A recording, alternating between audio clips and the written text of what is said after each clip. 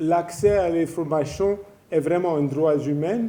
Et aussi dans notre État aux Pays-Bas, et notre gouvernement et l'administration investissent beaucoup pour y arriver à donner cet accès à l'information. Et je vous avoue, ça demande vraiment un investissement en termes de ressources parce qu'il y a beaucoup de gens qui voudraient avoir cet accès et je pense que c'est quelque chose qui est bien.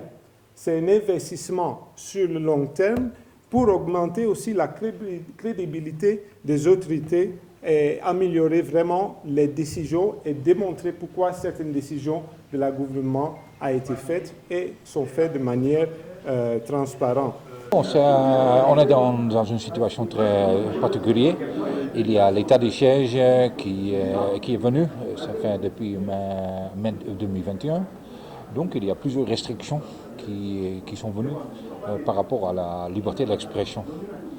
Et quant à nous, nous pensons que c'est malgré tout le problème de sécurité et le contexte difficile dans lequel on est, il est toujours important d'avoir l'accès à l'information fiable, de l'information qui est vraie.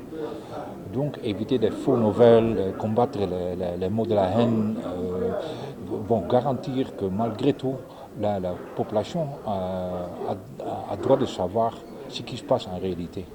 Donc nous pensons que c'est important de soutenir des médias congolais à travers plusieurs organisations. Il y a le Journaliste en danger, c'est une organisation très importante dans la défense des droits des journalistes. Donc on fait le monitoring pour voir si la liberté d'expression, la liberté de presse est garantie pendant l'état de siège.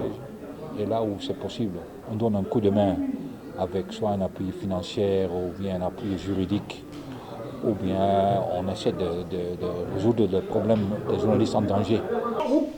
Nous avons eu l'opportunité pendant le déclenchement de l'état de siège, avec certainement l'appui des Free Press et autres partenaires, de former les journalistes pour leur dire nous sommes dans une période exceptionnelle.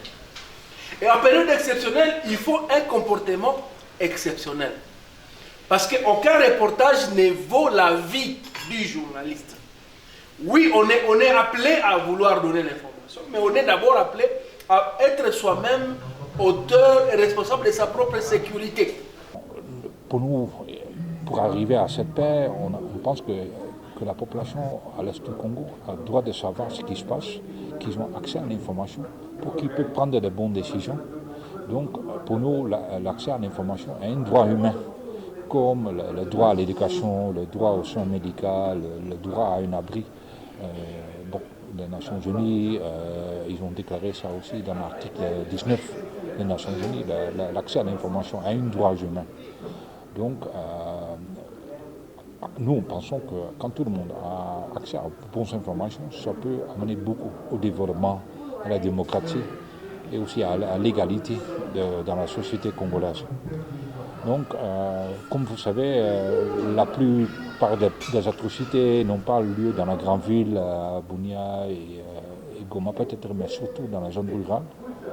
Donc, à travers les associations de radios communautaires, radios rurales, nous essayons d'être en contact avec des radios locales en province, dans la zone rouge, comme Rutshuru et ailleurs, pour que aussi là-bas, les journalistes, ils savent identifier des fausses nouvelles, qui donnent de bonnes informations à leur audience, qui sont bien formés dans le respect de l'éthique et de la déontologie. Donc,